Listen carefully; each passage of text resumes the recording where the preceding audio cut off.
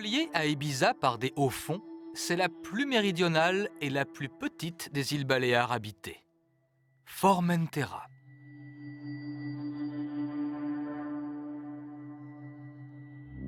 Parfaitement plane, l'île ne dépasse pas l'altitude de 200 mètres au-dessus du niveau de la mer. Sa constitution géologique est la même que celle de sa voisine, un bloc calcaire nivelé par l'érosion.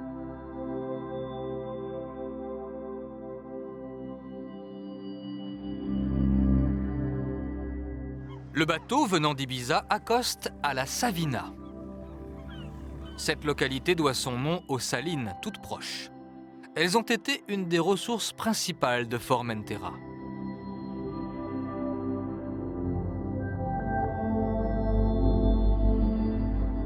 Les constructions respectent le profil de l'île et limitent leur hauteur.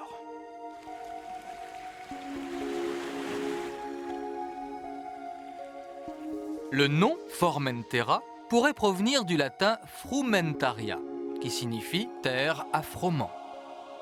Les terres cultivées encerclent le centre administratif, San Francesc de Formentera. Loin de l'influence continentale, il faut attendre le XVIIIe siècle pour que l'église soit construite.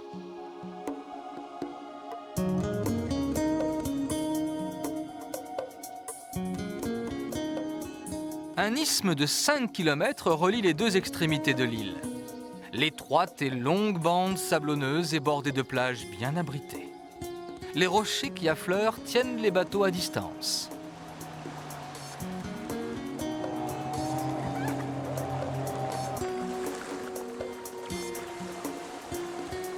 En revanche, ils offrent aux baigneurs un terrain de jeu sans cesse renouvelé dans une eau cristalline.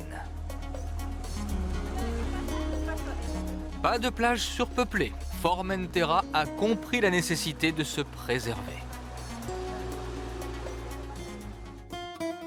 La surface de l'île ne comporte aucun obstacle.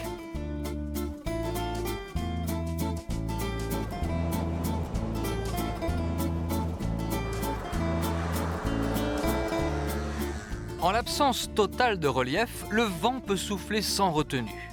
Pour le contrer, on a dressé des murets de pierre, parfois rehaussés de figuiers de Barbarie. Le seul moulin restant est trop fatigué pour continuer à tourner.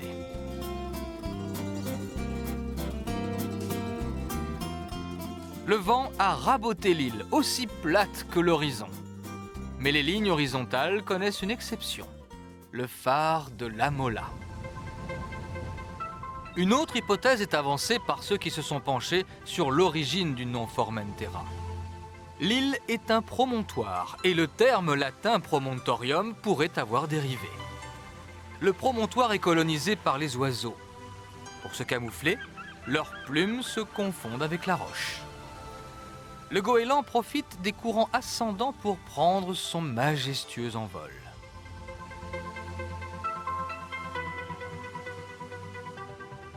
Malgré ses hautes falaises, Formentera a toujours été vulnérable. Bien qu'elle fût habitée depuis le 2e millénaire avant Jésus-Christ, c'est en raison de l'insécurité que l'île fut abandonnée pendant de longues périodes.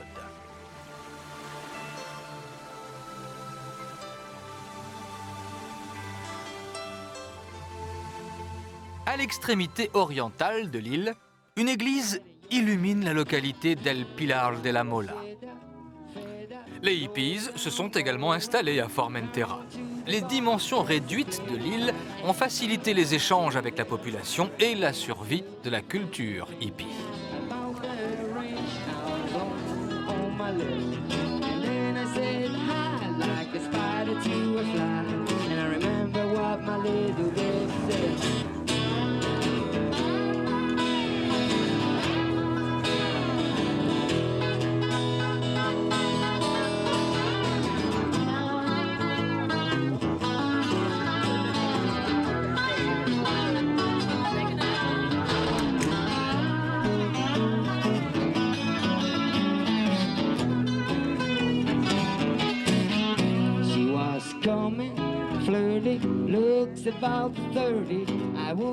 Depuis toujours, Formentera navigue entre ciel et mer.